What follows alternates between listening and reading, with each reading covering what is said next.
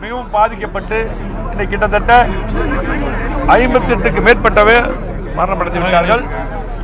அதனை கண்டித்து திமுக அரசை கண்டித்து இன்றைக்கு சிபிஐ என்கொயரி வேண்டும் என்று எங்களது பொதுச் செயலாளர் முன்னாள் முதலமைச்சர் வருங்கால முதலமைச்சர் எடப்பாடியார் அவர்கள் சட்டமன்றத்திலே தொடர்ந்து குரல் கொடுத்தார்கள். ஆனால் அவருக்கு பேச கூட வாய்ப்பு தரவில்லை.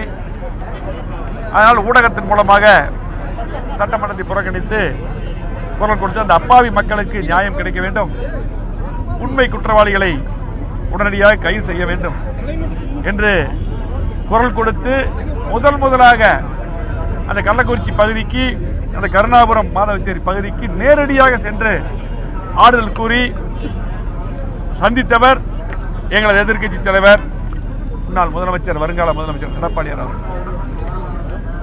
இன்றைக்கு அது மட்டுமல்ல, அங்க இருக்கக்கூடிய குழந்தைகளுக்கு படிப்பு செலவையும் ஏற்றுக்கொண்டு இன்னும் இந்த அரசு அந்த குழந்தைகளையும் அதே போல அந்த அப்பாவி சகோதரிகளை, கணவனை இழந்த சகோதரிகள், பாதிக்கப்பட்ட அந்த சகோதரிகள் எல்லாம், அந்த குடும்பங்கள் எல்லாம் பாதுகாக்க வேண்டும், இன்னும் கூடுதல் நிவாரணம் எல்லாம் தர வேண்டும் என்று குரல் எழுப்பினார்கள்.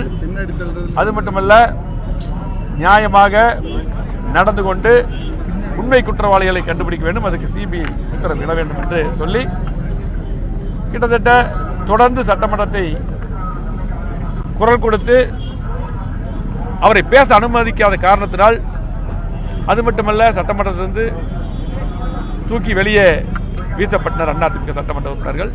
அதுக்கு பின்னால் ஊடகத்துக்கு முன்னால் பேசினார்கள். அதுக்கு பின்னால் தமிழ்நாடு முழுவதும் இன்றைக்கு எங்களது பொதுச் செயலாளர் எடப்பாடியார் உத்தரவுக்கிணங்க ஆர்ப்பாட்டம் நடந்தது. அந்த மக்களுக்காக, கள்ளக்குறிச்சி மக்களுக்காக, அந்த கருணாபுரம் மாதவச்சேரி மக்களுக்காக நடந்தது. இனியாவது திமுக அரசு விழித்துக் கொண்டு தேவையான மருந்துகள் அங்கே கண்டிப்பாக தமிழ்நாடு முழுவதும் மருந்துகள் வேண்டும். அந்த மருத்துவமனையில் இருக்கக்கூடிய அந்த மக்களை, அந்த சகோதரர்களை கண்டிப்பாக காப்பாற்ற வேண்டும். அது மட்டுமல்ல, சிபிஐ என்கொயரி கண்டிப்பாக உத்தரவிட வேண்டும். ஏனால் இது இரு மாநிலங்கள் சம்பந்தப்பட்ட பிரச்சனை என்று தெளிவாக எதிர்க்கட்சி தலைவர் பேசியிருக்கிறார்கள், உத்தரவிட்டிருக்கிறார்கள். ஆகவே கண்டிப்பாக பல பிரச்சனைகளில் இந்த மாதிரி பிரச்சனை வரும்போது அந்த எடப்பாடியார் முதலமைச்சராக இருக்கும் பொழுது பல பிரச்சனைகள் அவரே சிபிஐ என்கொயரிக்கு உத்தரவிட்டுள்ளார்கள். ஆகவே கண்டிப்பாக முதலமைச்சர் அவர்கள் சிபிஐ என்கொயரிக்கு உத்தரவிட வேண்டும், உண்மை குற்றவாளிகளை கண்டுபிடிக்க வேண்டும், அப்பாவி மக்களுக்கு நியாயம் கிடைக்க வேண்டும் என்று